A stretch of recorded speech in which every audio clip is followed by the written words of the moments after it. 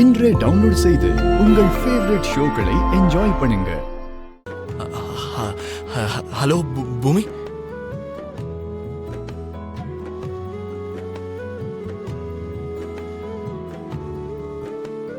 என்ன இந்த டைம்ல ஃபோன் பண்ணிருக்கீங்க?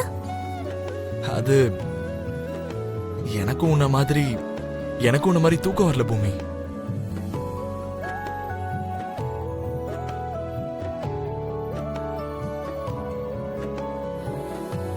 எனக்கு தூக்கம் வரலன்னு நான் உங்ககிட்ட சொன்னேனா? நான் உங்ககிட்ட சொன்னேனா? அப்படின்னா நீ நல்லா தூங்கிட்டு இருக்கியா பூமி? ஆமா, நல்லா நிம்மதியா தூங்கிட்டு இருந்தேன்.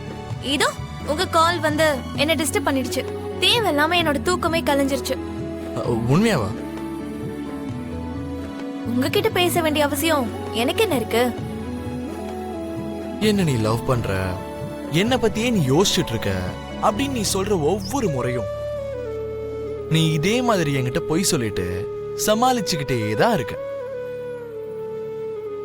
நேர்ல பார்த்த மாதிரி எல்லாத்தையும் கரெக்டா சொல்றானே. இவன் கிட்ட பேசி சமாளிக்கிறதுல கஷ்டம்தான். நீங்க எப்படி வேணா நினைச்சுக்கோங்க, உங்களுக்கு தோன்ற மாதிரி நீங்க நினைச்சுக்கோங்க. ஏதாவது இம்பார்ட்டன்டான விஷயம்னா சொல்லிட்டு சீக்கிரம் போனை வச்சிருங்க. எனக்கு இப்போ தூக்கமா வருது. இது கூட இன்னொரு பொய். நான் சொல்ற எதையுமே நம்ப மாட்டீங்களா? இப்ப நீ இருக்கிற அந்த வீட்டை பத்தி கூட எனக்கு நல்லா தெரியும். உன் ரூம் எங்க இருக்கு, உன் லேண்ட்லைன் எங்க இருக்கு. நீ நிஜமாவே தூங்கிட்டு இருந்தனா அங்க வந்து போன் எடுக்கிறதுக்கு எவ்வளவு டைம் ஆகும்னு, ஒருவேளை ஓடி வந்து போன் எடுத்தா எவ்வளவு டைம் ஆகும்னு எனக்கு தெரியும். கண்டுபிடிச்சிட்டாரு. இவரை புத்திசாலித்தனத்துல அடிச்சுக்கவே முடியாது. அதுக்கு இப்போ என்னங்கறீங்க? ஒத்துக்கோ பூமி, ப்ளீஸ். நான் கொடுத்த அந்த முத்தத்தை நினைச்சுக்கிட்டு தூக்கம் வராம என்னையே தான் நீ நினைச்சுக்கிட்டு இருக்கன்னு ஒத்துக்கோ. போன்ல யார் இருக்காங்கன்னு சொல்ல வேண்டிய அவசியம் இல்ல, நானே பேசுறேன். ஐயோ, யாரும் இல்ல அங்கிள். நீ எப்பவும் உண்மையை மட்டும்தான் பேசுவ. இப்போ ஏதோ மறைக்கிறேன்னு எனக்கு தோன்ற அளவுக்கு நடந்துக்காத. போன கூட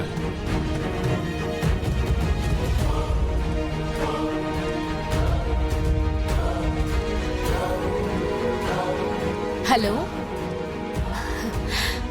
ஹலோ பூமி,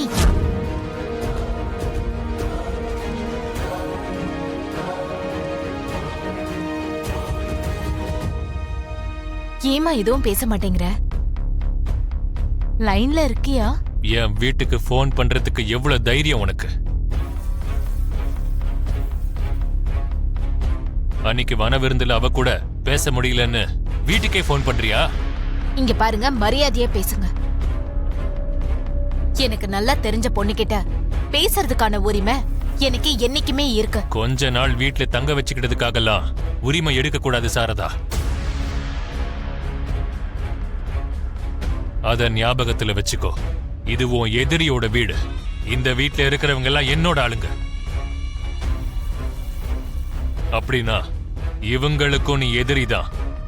இதுவரைக்கும் உன் பையன் போட்ட வேஷம் எல்லாம் போதும். இனி நீ ஆரம்பிக்காத, சொல்லிட்ட.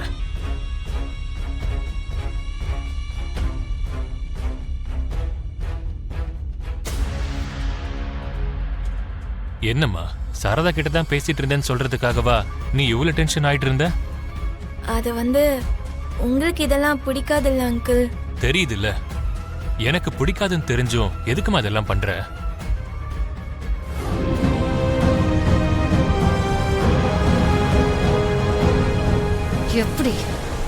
எப்படி அந்த ரவுடிங்க கிட்ட இருந்து அந்த பூமி தப்பிச்சா? அந்த ரவுடிக்கு கால் பண்ணா அவன் போனை எடுக்க மாட்டேங்கிறான். ஏன் அவன் எனக்கு கான்டாக்டே பண்ண மாட்டேங்கிறான்? அம்மாடி அம்மாடி அம்மாடி அம்மாடி அபூர்வா, என் கூட வா. உனக்கு இப்போ ஒரு உண்மையான விஷயத்தை காட்டுறவா. வா. என்ன ஆச்சு சித்தி? என்னாச்சுன்னு கேக்குற? உன் பொண்ணு நட்சத்திரா அந்த ககனுக்கு நல்லா குதிச்சு முத்தம் கொடுத்துட்டு இருக்கா. சித்தி, பைத்தியக்காரித்தனமா பேசாத. அந்த ககன் இங்க வீட்டுக்குள்ள வந்தானா இங்க யாருக்கும் தெரியாம போயிடுமா என்ன? நீ கரெக்டா சொல்லிட்டம்மா. அவன் இங்க வரல, உன் பொண்ணுதான். அவன் போட்டோவை முன்னாடி வச்சுக்கிட்டு அந்த போட்டோவை பார்த்து அவன் நேர்லயே வந்துட்டான்னு நினைச்சு அவனுக்கு முத்தம் கொடுத்துட்டு இருக்கான். ஆ! நீ வா, நான் காட்டுறேன். சித்தி! அன்னைக்கு வன விருந்துல கூட நீ இப்படிதான் என்ன டென்ஷன் பண்ணிட்டு இருந்த. அதே மாதிரி இப்பவும் பண்ணிக்கிட்டு இருந்தா என்ன அர்த்தம்? ஐயோ, நான் பாக்கும்போது உன் பொண்ணு அவனதான் கட்டி பிடிச்சிட்டு இருந்தாமா.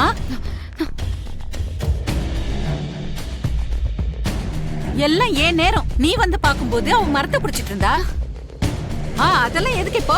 உனக்கு இப்ப போட்டோவை காட்டி நான் சொல்றது எல்லாமே உண்மைதான்னு உனக்கு நிரூபிக்கிறவா. வா சித்தி! வா. ஆ! குடிக்கிறது மட்டும் இல்ல, உனக்கு தேவைப்பட்டா இவரை லவ் கூட பண்ணு. இவருக்கு இப்ப 2 பசங்க இருக்காங்க. இவர் மனைவி ஒத்துக்கிட்டாங்கன்னா டாடிய சம்மதிக்க வச்சு 2ஆம் தரமா போனாலும் பரவாயில்லன்னு உன்னை அவர் வீட்டுக்கு அனுப்பி வைக்கிறேன். அத தவிர சித்தி சொன்ன மாதிரி அந்த ககனை மட்டும் நீ லவ் பண்ண கூடாது. ககன் மாமாவை நான் லவ் பண்றேன்னு இவங்க தான் உங்களுக்கு சொன்னாங்களா மம்மி? ஐயோ, அப்பாவி மாதிரி நடிக்காத, என்னால தாங்க முடியல. நான் பாக்கும்போது என்கிட்ட மாட்டிக்கிற, ஆனா இவள கூட்டிட்டு வரும்போது நீ மிஸ் ஆயிடுற. சித்தி, ஆ? ஆ. ஒண்ணு உன்னோட பார்வை கோளாறா இருக்கணும், அப்படி இல்லனா நீதான் அந்த ககனை லவ் பண்ணிட்டு இருந்திருக்கணும். ஆ! ஐயோ. அம்மாடி, அதனாலதான் உனக்கு மரத்துலயும் புதர்லயும் போட்டோலயும் அந்த ககன் மட்டுமே தெரியறான். இங்க பாருமா, என் வயசுக்காவது கொஞ்சம் மரியாதை கொடுத்து பேசுமா. அதுவும் அந்த சின்ன பையனை நான் எதுக்கு லவ் பண்ண போறேன்? ஒருவேளை நீ சொல்ற மாதிரி நீ அவனை லவ் பண்ணலனா உனக்கு பைத்தியம் தான் பிடிச்சிருக்கணும். ஆ? அதனாலதான் என்கிட்ட பைத்தியம் மாதிரி உளறிக்கிட்டு இருக்க. ச்சே, ஆ? போ அப்படி. ஆ, ஆ, ஆ, ஆ, ஆ.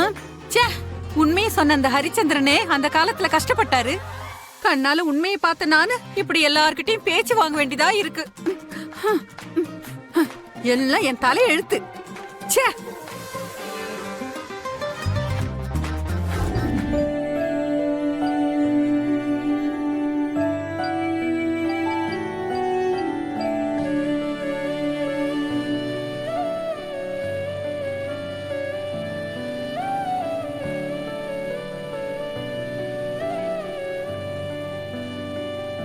என்னங்க இது? நீ தானே சாரதா போன் பண்ணி பேசணும் கோயிலுக்கு வாங்கன்னு சொன்ன? ஆமா, வர சொன்னேன். ஆனா என் பின்னாடியே இப்படி சுத்த சொல்லல. அங்க போய் உட்காருங்க, நான் போய் பிரதட்சணை பண்ணிட்டு வரேன். நான் என்ன மார்னிங் வாக்கா பண்றேன்? நான் கூட பிரதட்சணம் பண்ணுவேன். அப்ப பண்ணுங்க, முதல்ல நீங்க போங்க. சாரதா, நான் முன்னாடி போய் நீ பின்னாடி வர்றது நல்லா இருக்காது. பாக்குறவங்களுக்கு நீ ஏதோ என்ன ஃபாலோ பண்ற மாதிரி தோணும். எப்பவும் ஆம்பளைங்க தான் பொம்பளைங்களை ஃபாலோ பண்ணணும். எல்லாம் என் தலை எழுத்த.